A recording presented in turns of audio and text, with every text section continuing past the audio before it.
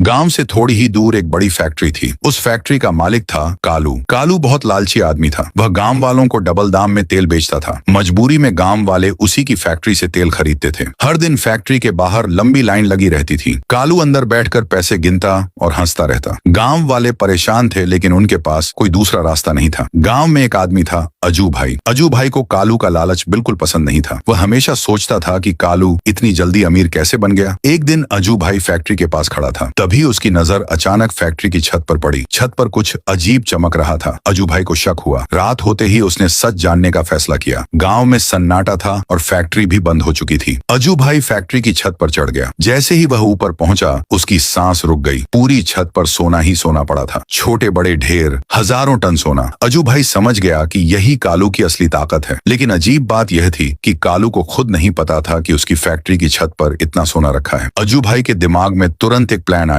अगली कई रातों तक अजू भाई चुपके से छत पर जाता और थोड़ा थोड़ा करके सोना नीचे उतारता रहता। किसी को कुछ पता नहीं चला। उधर कालू हमेशा की तरह गांव वालों को महंगा तेल बेचता रहा। लेकिन एक दिन गांव में अचानक खबर फैल गई, नई फैक्ट्री खुल गई है और वहां तेल आधे दाम में मिल रहा है। लोग भागते हुए वहां पहुंचे। नई फैक्ट्री का मालिक था अंजू भाई। अब गांव वाले खुश थे। सब कालू की फैक्ट्री छोड़कर अज्जू भाई के पास जाने लगे। कुछ ही दिनों में कालू की फैक्ट्री लगभग खाली हो गई। कालू समझ नहीं पा रहा था कि अचानक सब उस गांव से थोड़ी ही दूर एक बड़ी फैक्ट्री थी। उस फैक्ट्री का मालिक था कालू। कालू बहुत लालची आदमी था। वह गांव वालों को डबल दाम में तेल बेचता था। मजबूरी में गांव वाले उसी की फैक्ट्री से तेल खरीदते थे। हर दिन फैक्ट्री के बाहर लंबी लाइन लगी रहती थी। कालू अंदर बैठकर पैसे गिनता और हंसता रहता। गांव वाले परेशान थे, लेकिन उनके पास कोई दूसरा रास्ता नहीं था। गांव में एक आदमी था, अजू भाई। अजू भाई को कालू का लालच बिल्कुल पसंद नहीं था। वह हमेशा सोचता